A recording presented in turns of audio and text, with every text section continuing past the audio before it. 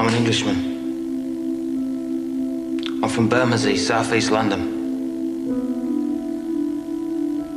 My father was called George. He was also from Bermondsey. His father, another Bermondsey man, was called George too. And his father, my great-grandfather, is from the same place. He was called Edward. These 3 generations of my family were in the fish trade. I'm the first member of my family not to work at the market in Billingsgate. My great-grandfather had 11 brothers and sisters. They all married, except one. They had 43 children. Of these, 37 married.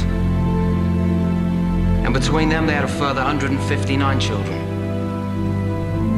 One of those was my father. I don't know exactly how many of his generation married or exactly how many children they produced. I've so far tracked over 200 of them. Many still live in Bermondsey. Some are still in the fish trade. There are 7 called George and 5 called Victoria.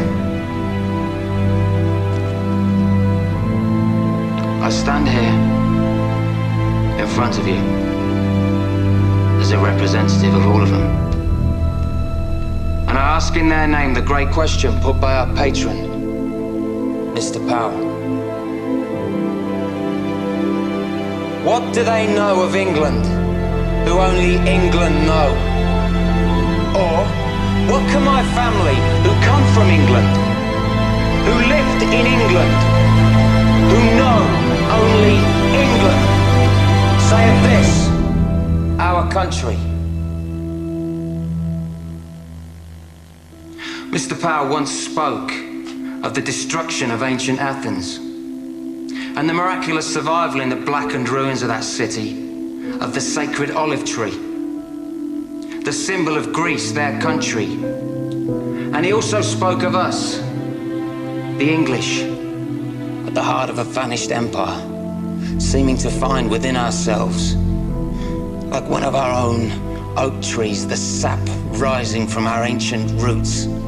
And he said, perhaps after all, we who have inhabited this island fortress for an unbroken 1,000 years, brought up, as he said, within the sound of English birdsong, under the English oak, in the English meadow, beneath the red cross of St. George, it is us who know most of England. And I appreciated him for saying that, because it was as if he spoke for my family, who understand well their own country, who understand even better their own capital, London town, as we used to call her. As we strolled in her parks, as we marveled at her palaces, as we did business in the city, went west for a dance, took a boat on the river. The pale ale and eel pie of old London. The London of my family, for as many generations as I know. The London that within 15 years would be less than 50% white. London where in 15 years, a white person will be in the minority. Am I racist? No. Do I have anything against people of other races? No. Would I prevent them from coming into my home? No. So what then is my gripe? My gripe.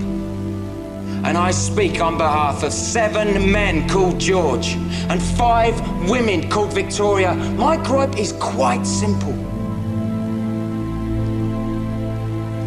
My gripe is that we were never asked. My gripe is that we were told, not asked. And every day we are told again and again how we are to be and how our country is to be. We're told by them, and we know who they are. They're English too. They're the class that has always set themselves apart. They're the class that has always taken whatever they wanted for themselves. And now they are the class that is giving England away.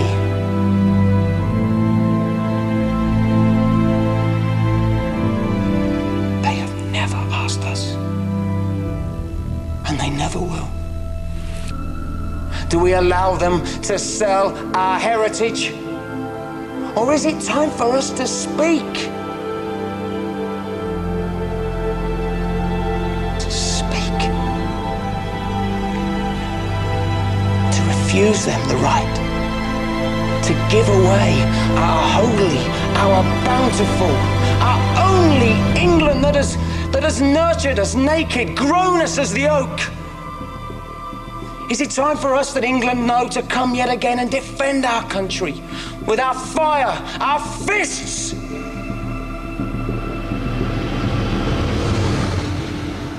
Is it time for our sons to rise again?